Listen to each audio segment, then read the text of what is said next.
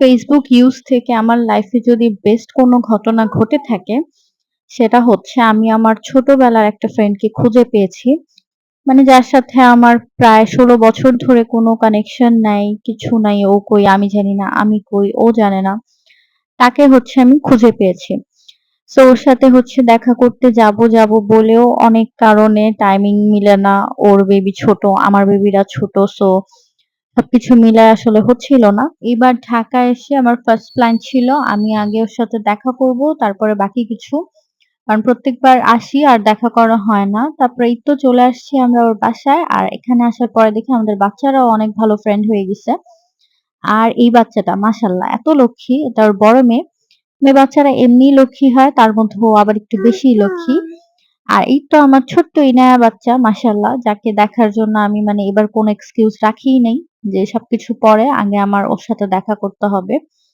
আর এই তো আমি আর হায়াত অনেকগুলা ছবি তুলেছি, অনেকগুলা ক্লিপস নিয়েছি। আর ওইদিন ওর আম্মুর থেকেও বেশি আমি ওর সাথেই ছবি তুলেছি। অ্যান্ড সি বাচ্চা কত রেসপন্সিবল আমার। ও দারবিশকে খাওয়াই দিচ্ছিল একবার। তারপরে ওর আরেকটা ভাই আছে, তাকে খাওয়াই দিচ্ছিল। মানে ও অনেক রেসপন্সিবল, অনেক রেসপন্সিবিলিটি নিয়ে কাজ করতে পারে।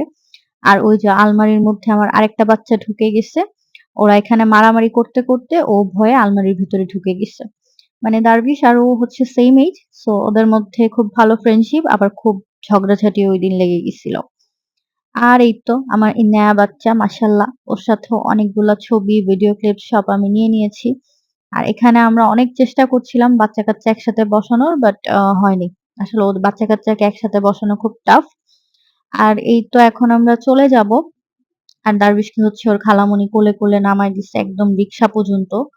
দারবিশ অনেক স্যাড ছিল আসার সময়, অ্যাজ ও নিজের এইজের কাউকে পেলে খেলায় এত বেশি বিজি হয়ে যায় যে ওখান থেকে আর মুভ করতে চায় না। অ্যান্ড আমরা অনেক চেষ্টার পরে বাচ্চাদের জাস্ট এই ২-৩ টা ছবি একসাথে নিতে পেরেছি। ওদেরকে একসাথে বসার কোনো ছবি আসলে তোলা পসিবল হয় নাই। So thanks for watching everyone. By.